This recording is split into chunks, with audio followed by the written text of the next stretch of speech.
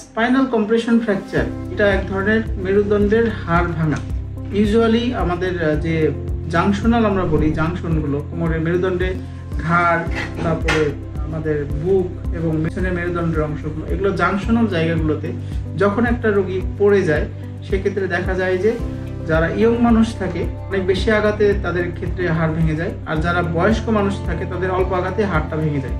Usually compression ফ্র্যাকচারগুলো বয়স্ক মানুষদেরই বেশি হয়। তারা সাধারণত দেখা যায় যে পানি আনতে গেল, দাঁড়ানো অবস্থা থেকে পড়ে গেল, তাদের ক্ষেত্রে কম্প্রেশন ফ্র্যাকচারগুলো বেশি হয়।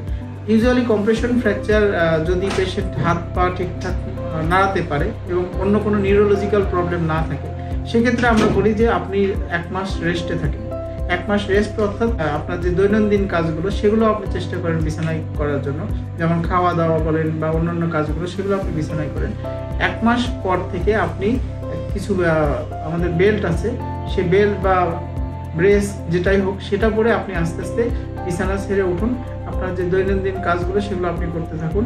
তবে সেক্ষেত্রে কথা আছে যে আপনি কিছু কিছু স্পেসিফিক পোস্টার আমরা অ্যাভয়েড করতে হবে, অর্থাৎ আপনি কিছু কিছু পজিশন, অর্থাৎ একটা না অনেকক্ষণ সামনে ঝুঁকা বা পিছনে ঝুঁকে কাজ করা, এই কাজগুলো আমরা আপনাকে অ্যাভয়েড করার পরামর্শ দিই। আমি সো গুডের সাথে আছি। ঘরে বসে যদি আপনি আমার অ্যাপয়েন্টমেন্ট নিতে যান তাহলে সো গুড অ্যাপটি আপনি ডাউনলোড করুন এবং ইনস্টল করুন। সবাইকে ধন্যবাদ।